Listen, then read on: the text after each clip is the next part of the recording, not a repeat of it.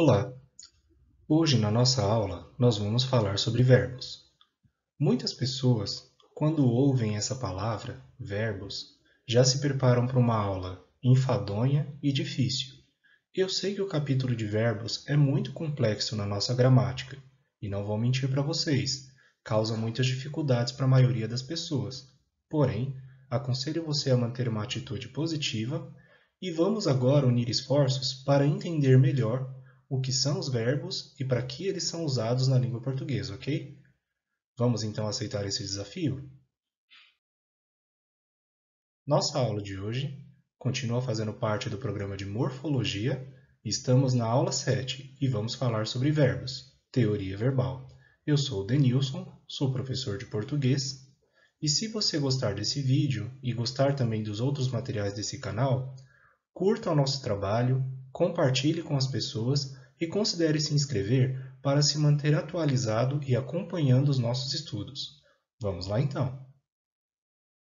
Verbos são palavras que exprimem ação, estado, fato ou fenômeno.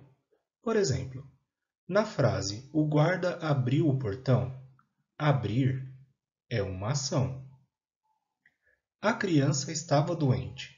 O verbo estar não indica uma ação por parte da criança, mas indica o estado em que ela se encontrava.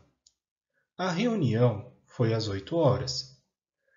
A reunião não é algo que age e também não é um estado, mas é um fato.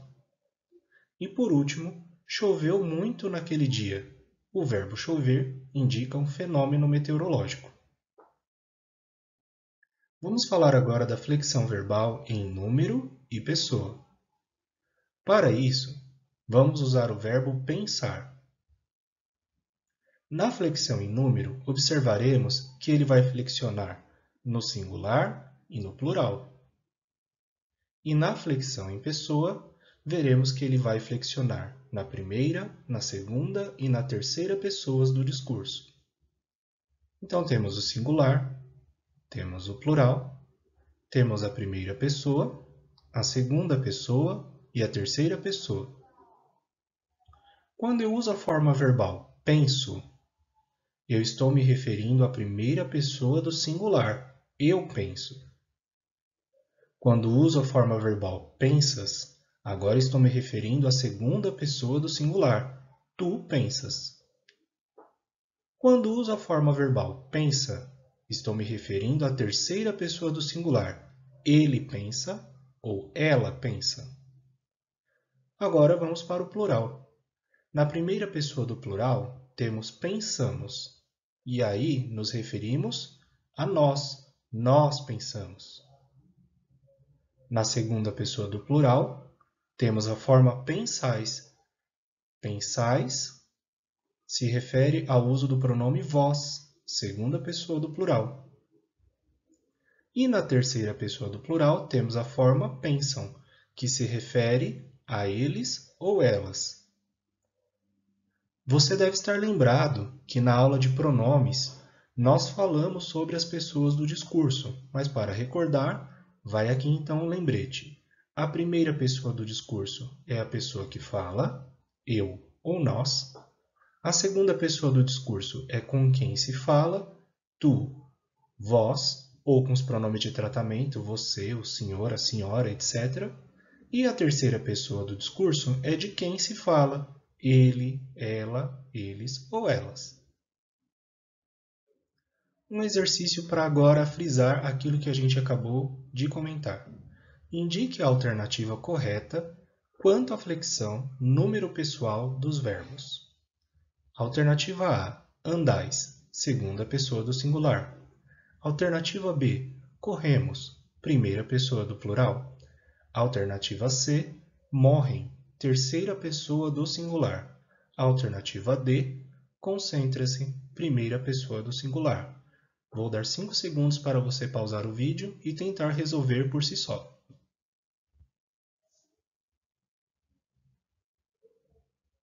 Então, qual alternativa você indicou? Se você indicou a alternativa B, parabéns! Corremos se refere à primeira pessoa do plural, nós corremos. Vamos revisar os demais para ver o que está errado. Na alternativa A, andais se refere à segunda pessoa do plural, vós andais. A alternativa B, como acabamos de ver, está correta. Nós corremos se refere à primeira pessoa do plural. Na alternativa C, morrem se refere à terceira pessoa do plural. Eles morrem ou elas morrem. E por último, a alternativa D.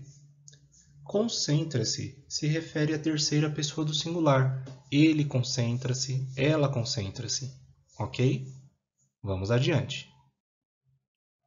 Flexão verbal em modo.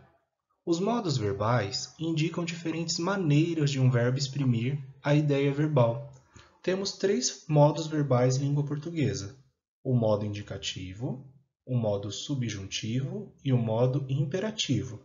Mais do que guardar esses nomes, lembre-se que guardar e memorizar os nomes é algo importante. Mas além de memorizar, é imprescindível que nós entendamos, que nós consigamos compreender qual a diferença entre o indicativo e o subjuntivo e o imperativo. Vamos lá então. No indicativo, os verbos exprimem a ideia verbal de maneira clara, de maneira certa, positiva ou negativa. Veja os exemplos. Hoje dormirei cedo. Estou declarando claramente, sem margem de dúvidas, que dormirei cedo. Os alunos nunca mais viram seu professor. Estou afirmando categoricamente, sem dúvidas, que os alunos nunca mais viram seu professor. E na última, ele terá motivos para ficar feliz. Ele certamente terá motivos para ficar feliz. Então, quando eu tenho os verbos expressando suas ideias de maneira clara, de maneira direta, de maneira objetiva, estou usando o modo indicativo. Já no modo subjuntivo, as ideias verbais indicam possibilidades ou hipóteses, ou seja, eu não estou falando nada positivamente ou negativamente. Na verdade, as coisas podem acontecer ou podem não acontecer. Vamos aos exemplos. Talvez ela compre uma nova bicicleta. Perceba que quando eu digo talvez ela compre, eu não estou dizendo que ela irá comprar, nem estou dizendo que ela não irá comprar. Fica aí, então, uma hipótese, uma possibilidade. Isso é o subjuntivo. Se nós economizássemos, teríamos dinheiro. Veja bem, aí eu não estou dizendo que nós economizamos ou que nós não economizamos, mas estou levantando uma hipótese. Se nós economizássemos, teríamos dinheiro. E na última, quando você entender, ficará aliviado. Perceba que eu joguei essa hipótese para o futuro. Quando você entender, ficará aliviado. Porém, não estou dizendo que você entenderá ou não entenderá. Por isso que isso aqui é o subjuntivo, no qual as ideias são possíveis ou hipotéticas. E por último temos o imperativo. O imperativo é usado para exprimir ideias de ordens, de pedidos, de conselhos, etc. Veja os exemplos. Faça uma redação. Quando eu uso essa frase, faça uma redação, eu estou dando uma ordem, uma orientação para alguém. Estamos agora no imperativo. Outro exemplo. Por favor, venha ao meu casamento. Aqui estou fazendo um convite, um pedido. Também estou usando a forma, o modo verbal imperativo. Por favor, venha ao meu casamento. E no último, não sofra com medo do desconhecido. Aqui estou dando um conselho, uma orientação. Novamente, estou usando o modo verbal imperativo. Agora que nós aprendemos os modos verbais, o indicativo, o subjuntivo ou o imperativo, vamos fazer um exercício juntos. Indique o modo das formas verbais destacadas usando este código: indicativo, IND, subjuntivo, SBJ ou imperativo, IMP. Vamos lá então, pessoal. A primeira oração diz o seguinte: quem dera eu gostasse de futebol. Percebam que aqui eu não estou exprimindo a ideia verbal de maneira clara. Não estou dizendo nem que gosto e nem que não gosto, embora fique subentendido que eu não gosto de futebol. Mas eu não estou afirmando de maneira positiva ou negativa. Na verdade, estou afirmando de uma maneira muito vaga e imprecisa. Este modo verbal é o subjuntivo. Espero que seja feliz. Eu estou afirmando categoricamente, eu espero, eu certamente espero que você seja feliz. Como aqui não há margem para dúvidas, a ideia verbal é expressa de maneira clara e objetiva, temos o indicativo. Próxima oração. Não queria que você saísse. Perceba que eu estou dizendo, eu não queria de jeito nenhum, certamente eu não queria que você saísse. A ideia verbal está sendo expressa de maneira clara e negativa, ou seja, não dá margem para uma dupla interpretação. Temos aqui também o modo indicativo. Próxima oração. Não fique aí parado, mexa-se. Olha o verbo que está destacado, fique. Ele dá uma ideia de ordem, de orientação. Ou seja, aqui estamos usando o modo imperativo. Próxima oração. Preciso de férias, pois tenho estudado muito. Eu creio que isso é verdade para muitas pessoas que têm esperado aí os concursos públicos e os vestibulares, não é, pessoal? Então, quando eu digo preciso de férias, estou exprimindo a ideia verbal de maneira clara ou de maneira hipotética? Bem, eu estou exprimindo a ideia verbal de maneira muito clara. Eu certamente preciso de férias. Então, usei o modo indicativo. Próxima. Veja estas fotos, que lindas! Veja, eu estou aconselhando, eu estou convidando uma pessoa para que veja as fotos. Então, eu não estou usando o modo indicativo e nem o modo subjuntivo. Na verdade, eu estou usando o modo imperativo. E a última. Quando ele for eleito, tudo melhorará. Percebam que quando eu joguei essa possibilidade para o futuro, algumas pessoas podem dizer assim, ele será eleito. Mas é muito diferente eu afirmar ele será eleito e afirmar quando ele for eleito. Aqui, na verdade, estou falando de uma possibilidade futura. Como eu estou falando de algo possível, de algo hipotético, eu estou usando o modo subjuntivo. Ok? Então, espero que você tenha compreendido a diferença entre os modos verbais indicativo, subjuntivo ou imperativo. Até porque entender bem esses três modos verbais vai te ajudar a partir de agora a compreender o uso deles nas orações, a escrever melhores redações e até mesmo a interpretar com maior facilidade alguns textos que podem surgir nas suas provas, ok? Vamos adiante. Agora vamos falar da flexão verbal em tempo. Para isso, nós vamos usar o verbo estudar, que é um verbo com o qual todos nós estamos familiarizados, não é mesmo? Bem, essa reta que eu acabei de colocar na tela vai representar a linha do tempo. Então perceba que essa reta vem da esquerda para a direita, ou seja, ela caminha nessa direção. Imaginariamente, nós vamos separar essa linha do tempo em três seções. Uma delas nós vamos chamar de presente. O que vier antes do presente nós vamos chamar de pretérito. E o que vier depois do presente nós vamos chamar de futuro. Acredito que até aqui nenhuma dificuldade para você. E aí pegamos a forma verbal estudo. Quando eu digo estudo, eu estou exprimindo uma ação que acontece no momento em que eu falo. Agora eu estudo.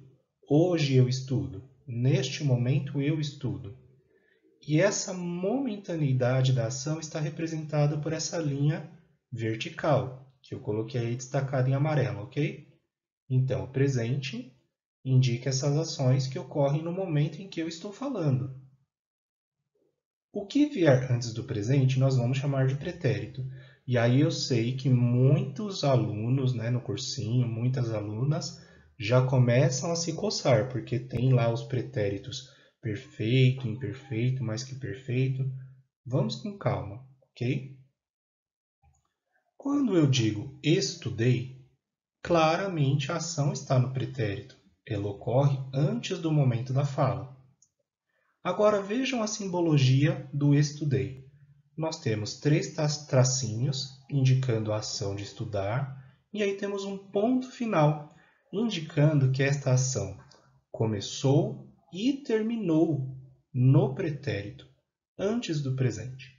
Então, quando eu digo estudei, eu estou falando de algo que eu concluí no pretérito. Esse pretérito é chamado de pretérito perfeito, porque ele indica uma ação que começa e termina no pretérito. Quando eu digo estudava, por exemplo, eu estudava bastante ou eu estudava todos os dias, eu percebo também que a ação está no pretérito. Porém, veja o símbolo dessa ação abaixo da palavra estudava. Nós temos a ação representada por 3 tracinhos, e aí depois eu não tenho um ponto final, mas eu tenho reticências, eu tenho 3 pontos, indicando que eu não estou falando de uma ação que tem aspecto conclusivo. Quando eu digo estudava, diferente de estudei, que começa e termina no pretérito, estudava se estende pelo pretérito, tem um caráter mais durativo ou tem um caráter mais permansivo. Esse pretérito que indica ações que tem esse caráter durativo no passado é o que a gente chama de pretérito imperfeito. Então, compare aí o pretérito imperfeito com o pretérito perfeito. O pretérito perfeito, a gente percebe que a ação começa e termina no pretérito. Tranquilo. Com o pretérito imperfeito, a ação começa no pretérito, mas ela tem uma duração maior que o pretérito perfeito. Ela dá uma ideia de que a ação durou mais tempo até terminar. E a gente não indica que ela termina, na verdade. Perceberam a diferença? Legal! Mais do que decorar que estudei é pretérito perfeito e estudava é pretérito imperfeito, é mais legal nesse momento entender por que existe o pretérito perfeito, com aspecto conclusivo, e o pretérito imperfeito, com aspecto durativo das ações. Mas também temos uma terceira forma do pretérito, estudara. Quando eu uso esse pretérito estudara, olha lá o símbolo desse pretérito. Ele está atrás do próprio pretérito, gente. Significa que é uma ação que aconteceu há muito e muito tempo.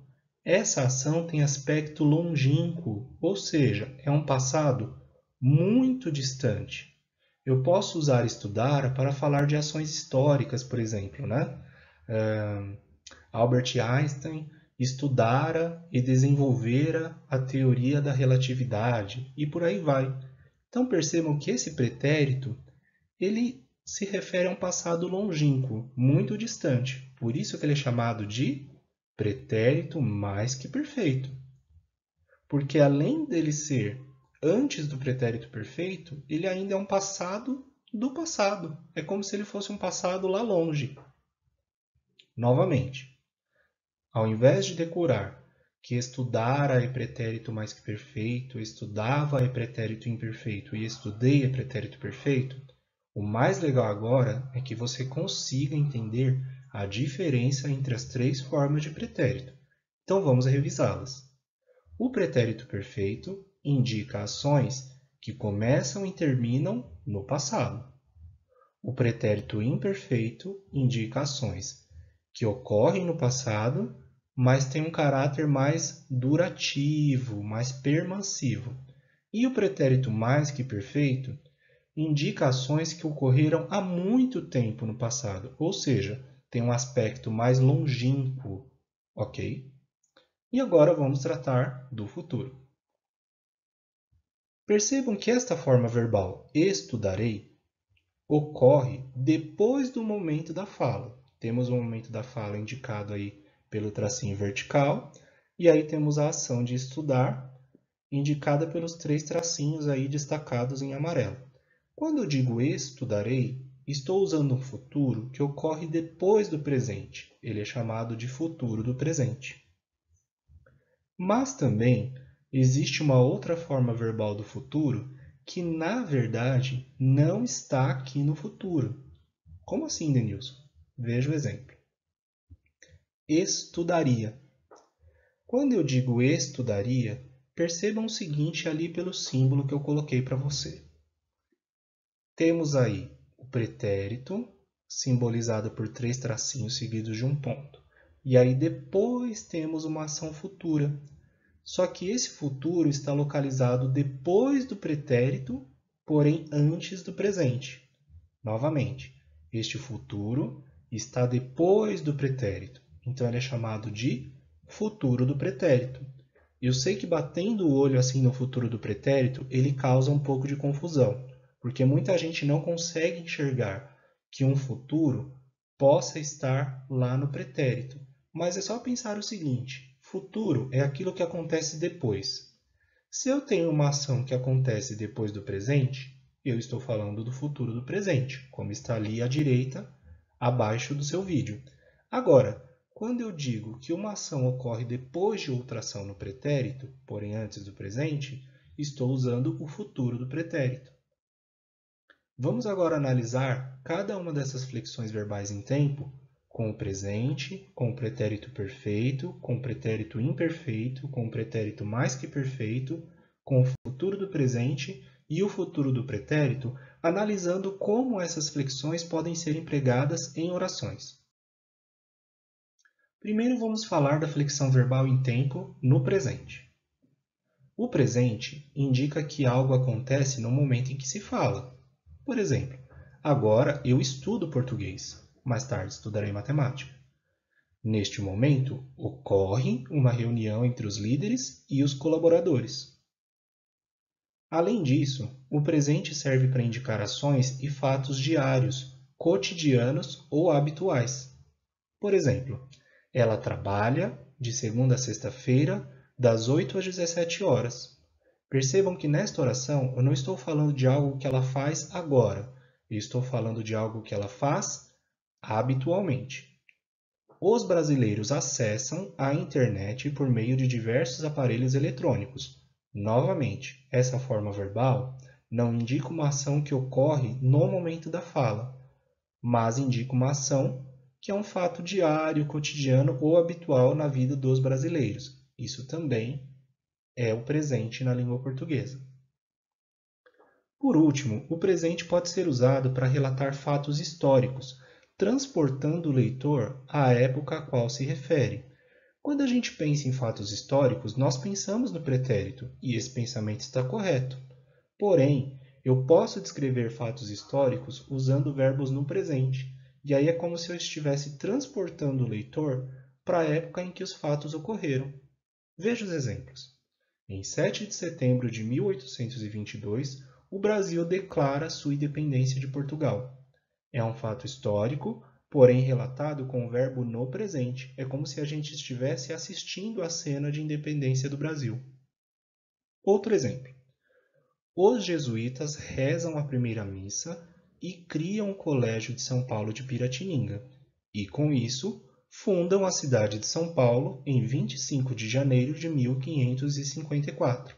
Novamente, eu me referi a fatos históricos usando os verbos no presente, e com isso eu tenho a capacidade de transportar o leitor para o momento em que as ações ocorreram no pretérito. Embora sejam fatos históricos, esses verbos declara, rezam, criam, fundam estão flexionados no presente. Tudo bem? Isso é muito usado em concursos com o nome de presente histórico. Guarde bem isso. Isso pode ser útil para a interpretação de textos. Vamos falar agora da flexão verbal em tempo no pretérito. O pretérito perfeito indica que algo começou e foi concluído no passado. Por isso, ele possui um aspecto conclusivo, de algo que começa e termina claramente no passado. Veja os exemplos. Ontem eu limpei a minha casa. Os associados nomearam um representante junto ao banco. O pretérito perfeito geralmente não traz muitos desafios. É bem claro pensar que essas ações começam e terminam no pretérito de maneira clara, ok? Mas aí temos o pretérito imperfeito, que vai indicar ações passadas, porém com aspecto mais durativo, com maior permanência na linha do tempo. Veja os exemplos. Quando criança, o rapaz jogava futebol todos os dias. Meus primos e eu ouvíamos atentamente as histórias da vovó. Essas ações, jogava, ouvíamos, ocorrem no pretérito, mas de uma maneira mais durativa, mais permansiva. Por isso que são pretérito imperfeito. E o pretérito mais perfeito?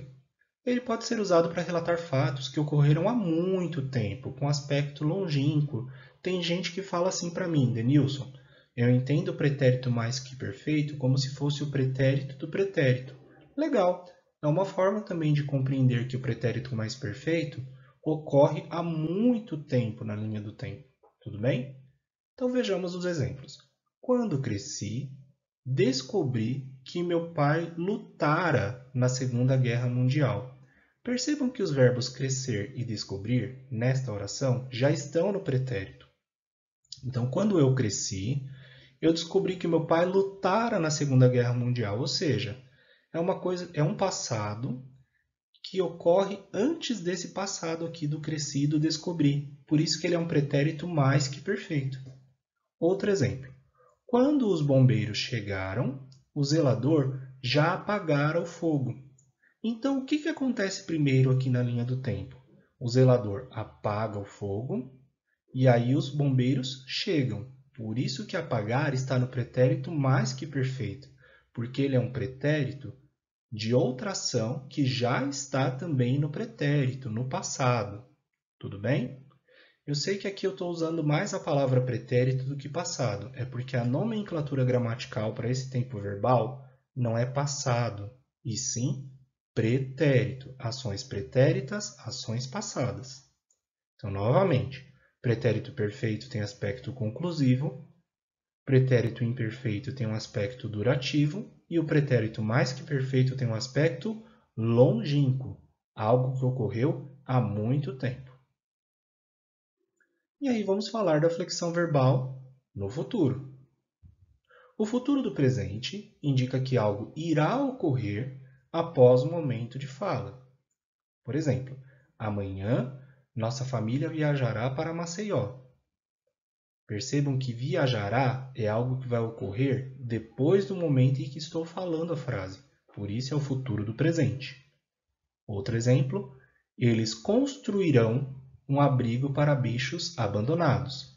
Eles construirão, depois desse momento que estou falando, que é o presente, um abrigo para bichos abandonados. Esse é o futuro do presente. Mas aí tomem cuidado, tá, pessoal? O futuro próximo ou planejado na língua portuguesa pode ser expresso por meio dos verbos no presente também. Todo mundo fala isso, mas não percebe que está falando de uma ação futura usando formas verbais do presente. Veja os exemplos. Amanhã, meu irmão chega de Barcelona. Embora a oração esteja se referindo a um futuro próximo, o verbo chegar aqui está flexionado no presente e não no futuro do presente. Outro exemplo. Mais tarde, a gente come um lanche e joga videogames, tá bem? Isso aí é o que a gente fala para os sobrinhos e para os filhos pequenos, né? Pois é. Mais tarde a gente come um lanche e joga videogame. Esses verbos comer e jogar se referem a ações no futuro. Porém, os verbos comer e jogar aqui estão flexionados no presente. Isso também pode ser uma bela questão de concurso e de prova para você. E aí o nosso amigo futuro do pretérito, que eu sei que muita gente se assusta quando vê lá na linha do tempo onde que ele está localizado, né? Ele fica localizado entre o pretérito e o presente. Vamos analisar. O futuro do pretérito indica ações passadas que ocorreram após outras ações no passado. Então, como ele ocorre após, ele é um futuro. Mas como ele indica ação passada, ele é um futuro do pretérito. Vamos aos exemplos de narrações, porque esse tempo verbal é muito usado nos textos narrativos. Naquele dia, o menino acordou contente, pois visitaria os seus tios. Percebeu que a ação de visitar ocorre no passado, porém ela ocorre depois da ação de acordar. O menino acordou e aí mais tarde, ele visitaria os seus tios. Por isso que o verbo visitaria está no futuro do pretérito. Outro exemplo. Ela abriu o envelope curiosamente e saberia, afinal, o resultado do exame. Ela abriu. Eu tenho aí um pretérito perfeito. E aí, ela abriu e saberia, depois de abrir, o resultado do exame. Então, o verbo saber ocorre depois do verbo abrir, por isso que ele é um futuro. Porém, essa ação ocorre no pretérito, então é um futuro do pretérito. Tudo bem? Então, mais do que decorar que o futuro do presente é eu viajarei, tu viajarás, ele viajará, e que o futuro do pretérito eu visitaria, tu visitarias, ele visitaria, mais do que estudar isso dessa forma mecânica decoreba, tente compreender como que os tempos verbais encaixam as ações verbais na linha do tempo.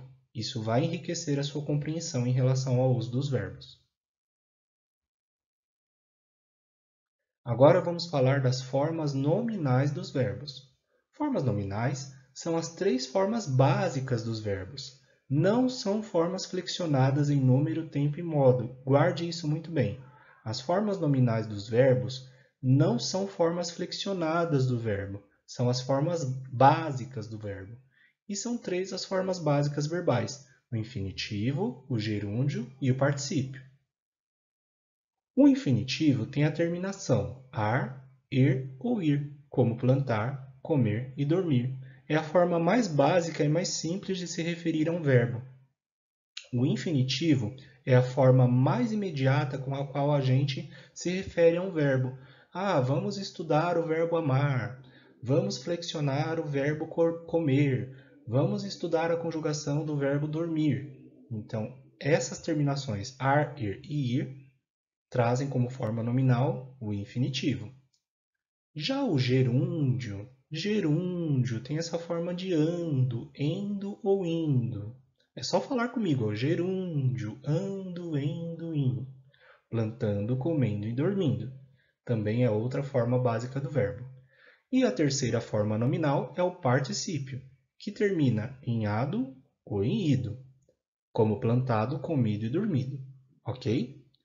As formas nominais são essas três formas básicas do verbo: infinitivo, gerúndio e particípio.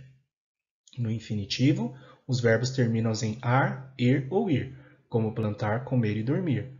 No gerúndio, eles terminam em ando, endo ou indo, como plantando, comendo e dormindo. E no particípio, eles terminam em ado ou ido, como plantado, comido e dormido. Sobre o infinitivo, nós vamos agora entrar numa seara, numa parte do infinitivo que causa confusão para algumas pessoas, que é a diferença entre o infinitivo impessoal ou o infinitivo pessoal. O infinitivo impessoal é a forma mais primária de nos referirmos aos verbos. Lembra que eu falei que o infinitivo traz as terminações ar, er ou ir? Justamente essa terminação ar, er ou ir é o infinitivo impessoal. Veja os exemplos. Caminhar é um ótimo exercício. Podeis fazer algo para terdes mais ideias. Debater. Cumprir o prazo será difícil. Vejam que essas três formas verbais, caminhar, debater e cumprir, estão no infinitivo. Esse infinitivo não está flexionado em pessoa, por isso ele é um infinitivo impessoal. Porém, temos também o infinitivo pessoal. O infinitivo pessoal, nas orações, ele vai possuir sujeito, ou seja, a gente vai pensar lá nos pronomes pessoais do caso reto, eu, tu, ele, nós, vós, eles. e ele vai ser indicado por desinências verbais acrescidas ao infinitivo impessoal. Então percebam que além da terminação ar, ir ou ir, a gente vai acrescentar uma desinênciazinha no final desse verbo que vai indicar quem é o sujeito desse verbo. Caminharmos é um ótimo exercício. Caminharmos, a gente já pensa no sujeito nós. Caminharmos é um ótimo exercício. É um infinitivo, mas agora é um infinitivo pessoal, porque eu acrescentei uma desinência que me indica que o sujeito desse verbo é o pronome nós. Outro exemplo. Podeis fazer algo para terdes mais ideias. Debaterdes. Eu acrescentei uma desinência nominal, uma desinência verbal, desculpem, que indica que esse verbo está flexionado na segunda pessoa do plural, vós debaterdes. Cumprirem o prazo será difícil. Eles cumprirem ou elas cumprirem o prazo será algo difícil. Por causa da desinência verbal, eu percebo que esse infinitivo passa a ter um sujeito eles ou elas. Trata-se então de um infinitivo pessoal. Então, para resumir a ópera, infinitivo impessoal não tem sujeito e é uma forma não flexionada do verbo. Infinitivo pessoal tem sujeito e nós indicamos esses sujeitos através do acréscimo de desinências ao infinitivo impessoal. Quando eu digo estudar, estou usando o infinitivo impessoal.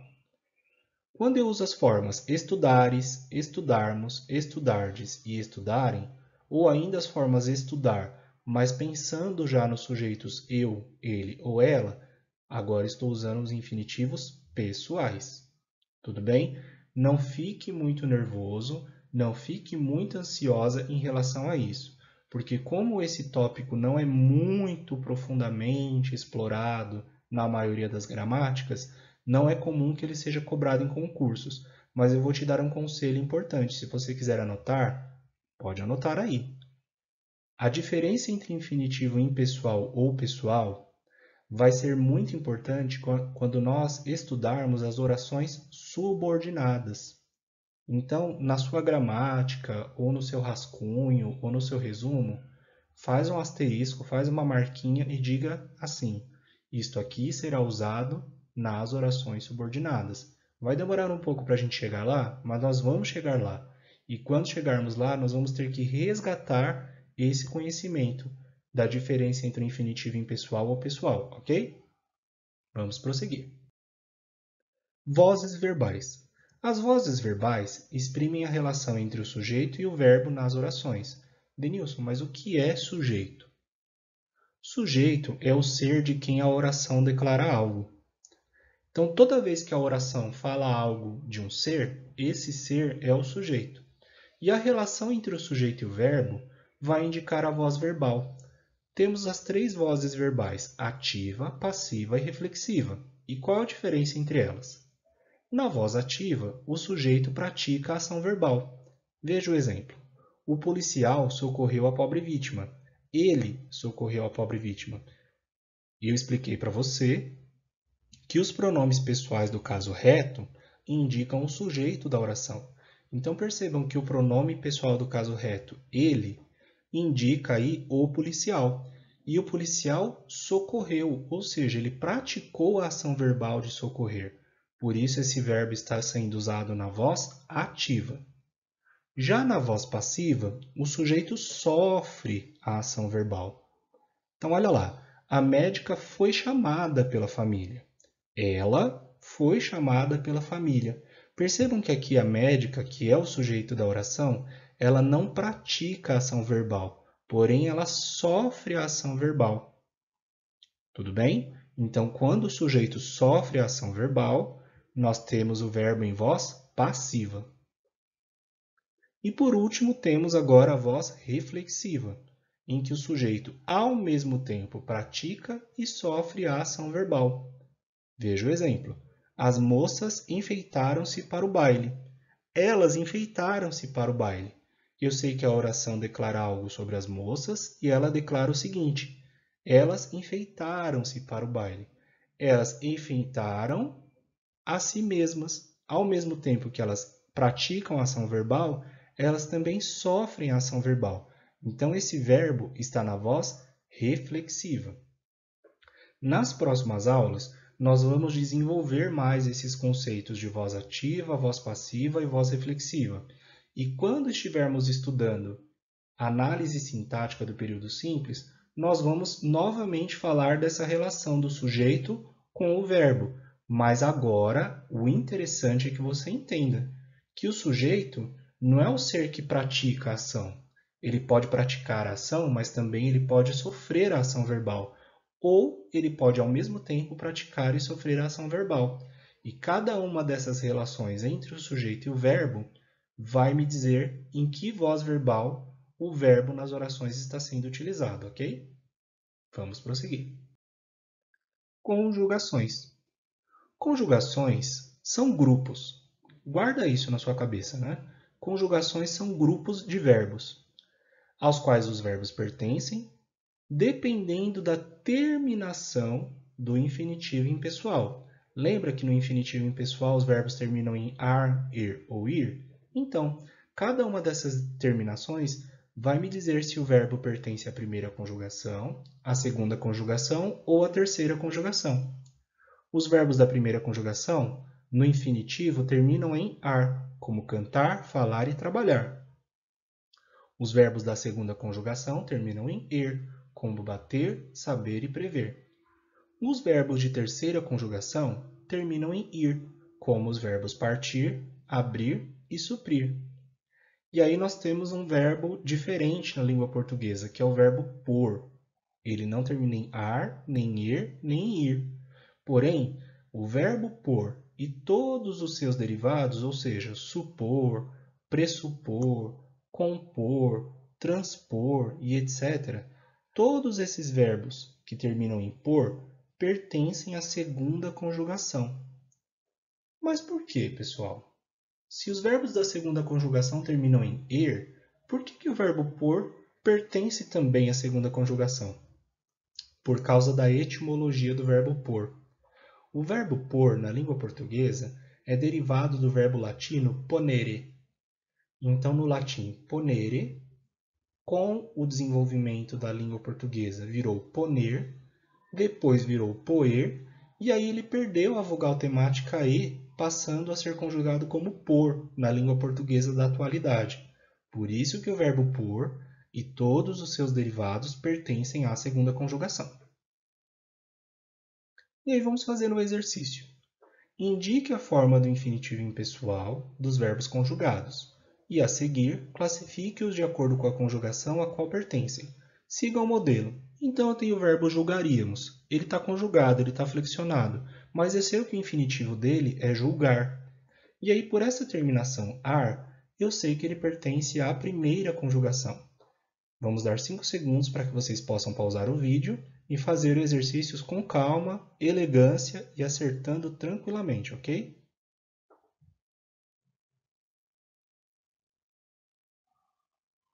Então vamos corrigir.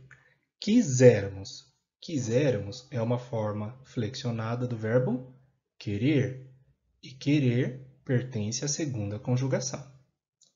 Duvides é uma forma flexionada do verbo duvidar e pertence à primeira conjugação. Surges. Surges. Surgir, terceira conjugação. Sofresseis. Sofresseis. Sofrer, segunda conjugação. Arguistes. Nossa, que verbo difícil, né, pessoal? Arguistes, no infinitivo, é o verbo arguar, arguir ou arguir? Opa, arguir, terceira conjugação. Investigasse. Investigasse, no infinitivo, investigar, pertence à primeira conjugação. Vamos seguir com a aula. Já está acabando, hein? Agora vamos falar dos elementos estruturais do verbo. Consideremos os 3 verbos cantar, comer e partir. Nesses verbos, nós temos um elemento chamado radical, que é o elemento que contém o significado dos verbos. Também, nesses verbos, nós temos um elemento chamado vogal temática, que é um elemento que caracteriza a conjugação a qual o verbo pertence.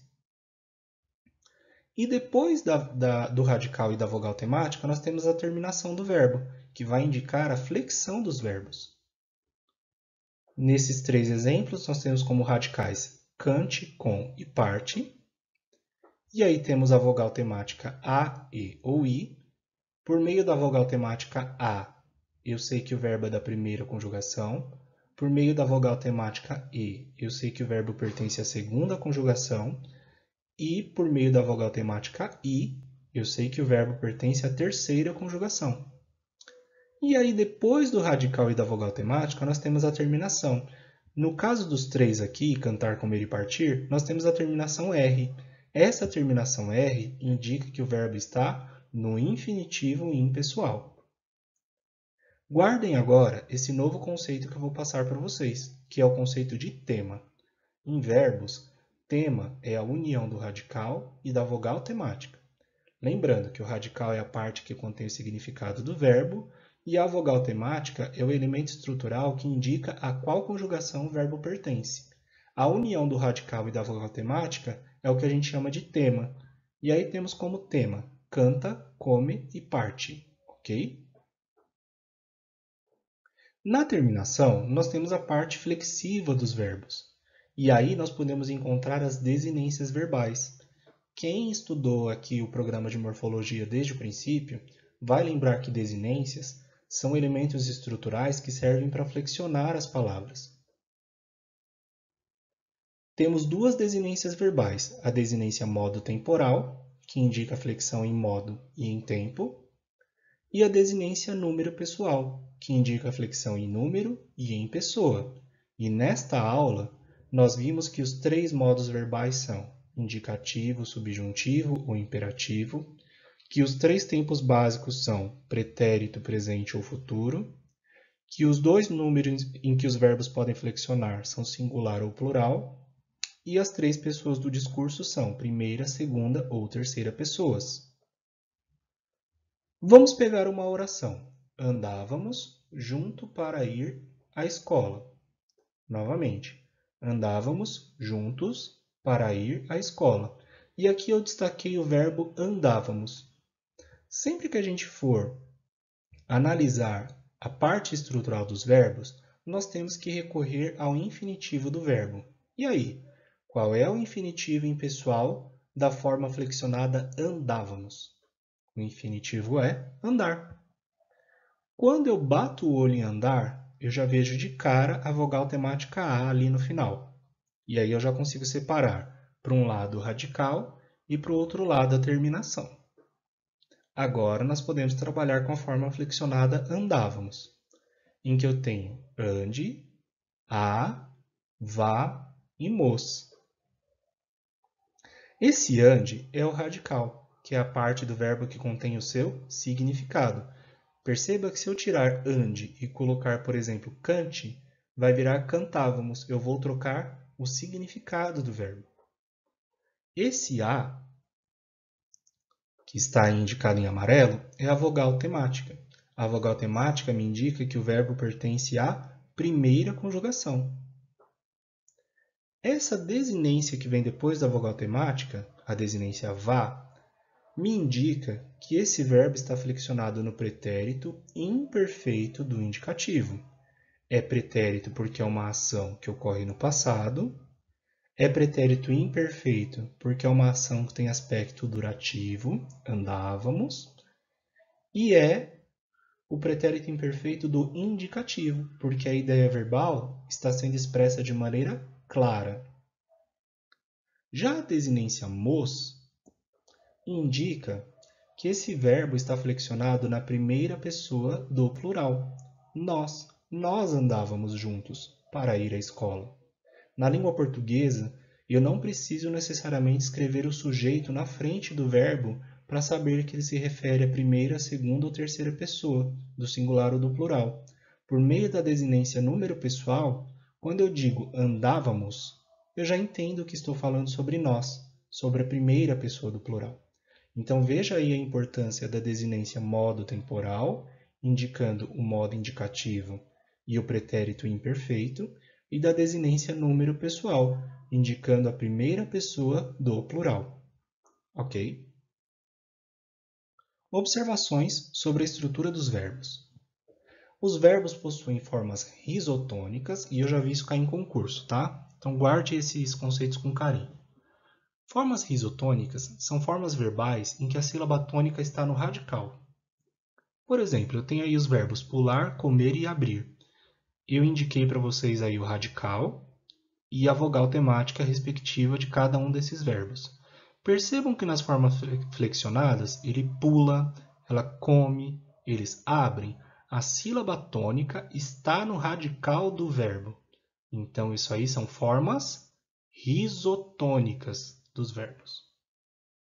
Mas também temos as formas arrisotônicas, que são as formas verbais em que a sílaba tônica está nas terminações.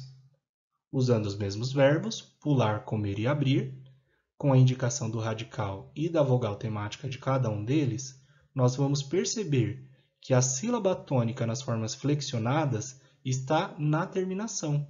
Pularei, comeremos, abrirão. Essas formas são chamadas de formas arrisotônicas dos verbos. Temos também as formas temáticas, que são as formas verbais em que há o radical e a vogal temática, ou seja, em que ocorre o tema. Novamente, vamos recorrer aos verbos pular, comer e abrir. Eu indiquei aí o radical e a vogal temática e expliquei para você, alguns minutos atrás, que radical e vogal temática, a união desses elementos forma o tema. E percebam que nessas formas flexionadas pulava, comemos e abriram, ocorre o tema. Então, essas formas são formas temáticas dos verbos. Mas algumas formas flexionadas são formas atemáticas, ou seja, formas em que não há o tema. Então, olha lá.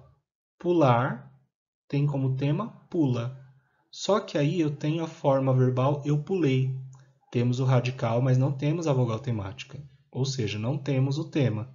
Por isso, pulei é uma forma atemática do verbo pular. Comer. O tema é come. Só que eu tenho a forma verbal tu comias.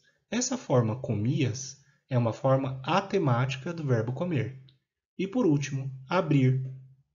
Eu tenho como tema abrir. Eu tenho o radical e a vogal temática. Só que na forma flexionada eu abro, só tem o radical, não tem a vogal temática. Então, abro é uma forma atemática do verbo abrir. Compare agora o papel de cada elemento estrutural dos verbos. O radical é a parte que contém o significado, não é mesmo? Então, quando eu troco o radical, por exemplo, andáramos, cantáramos, eu alterei o significado do verbo. O tema é o radical, que é o significado do verbo, e a vogal temática, que me diz a qual conjugação pertence o verbo. Se eu trocar o tema, ou seja, se eu trocar o radical e a vogal temática, por exemplo, estudarei, comerei, eu alterei o significado e a conjugação a qual o verbo pertence. Quando eu troco a desinência modo temporal, pense nesse nome, modo temporal. Se eu trocar a desinência modo temporal, eu posso alterar o modo, indicativo, subjuntivo ou imperativo, e o tempo, pretérito, presente ou futuro. Então, olha lá. Fizéramos, fizéssemos. Eu troquei aí o pretérito perfeito do indicativo pelo pretérito do subjuntivo. Troquei o modo e o tempo. E por último, a desinência número pessoal. Se eu trocar a desinência número pessoal dos verbos, eu estou, na verdade, trocando o número, singular e plural, e as pessoas do discurso, primeira, segunda ou terceira. Trabalhamos, trabalhei.